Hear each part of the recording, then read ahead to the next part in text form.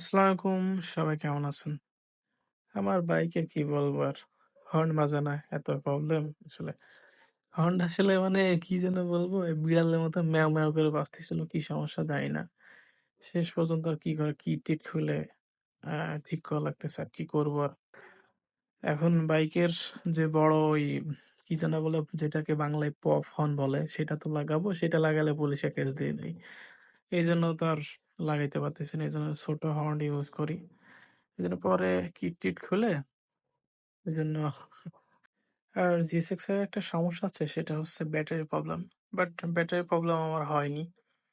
Battery problem হচ্ছে যে মানে তেমন একটা সমস্যায় মানে পড়িনি ব্যাটারি প্রবলেম। এটা লাখের উপরে অনেক GSX এর আসলে ব্যাটারি দেখা যাচ্ছে ২-৩ মাসের মধ্যেই প্রবলেম করে। সমস্যা হয় তারপরে ব্যাটারি চেঞ্জ করা লাগে। বাট আমার তেমন একটা প্রবলেম হয়নি। আমি অনেকদিন ধরেই চালাচ্ছি।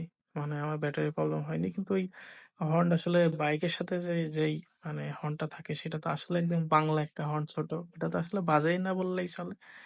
তারপরে হচ্ছে যে আমি ২ টা ওর সাথে ২ টা হর্ন লাগাইছিলাম। তারপরে মানে একটু বাজে আরকি। বড় হর্ন তো আর লাগাইতে পারতেছি না। হর্নের সমস্যা ছিল না। এই সমস্যা হচ্ছে যে এই ছোট এই যে এটা যে পরে যেটা সেটআপ করা হয় এটা কি আমার নামটা ভুলে গেছি আমি। ওইটার মধ্যে একটু পানি গেছিল। আর হচ্ছে একটা সমস্যা হয়েছিল সেটা হচ্ছে যে এই ভিতরে বাইকের ব্যাটারি ওইখানে একটা প্রবলেম হয়েছিল সেটা হচ্ছে যে জয়েন্টে। এই জয়েন্টে যেইখানে লুজ কানেকশন ছিল এইজন্য তেমন একটা আ বাজতেছিল না আরকি।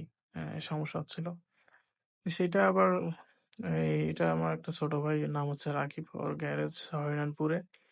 তা আমি এমনি ছোটখাটো সমস্যা হলে ওর কাছ থেকেই বাইক সমাধান করি। তো বাইকটা তারপর ওয়াশ টোয়াশ দিলাম। ওয়াশ টোয়াশ দিয়ে দেন তারপরে বাসার দিকে আসলাম।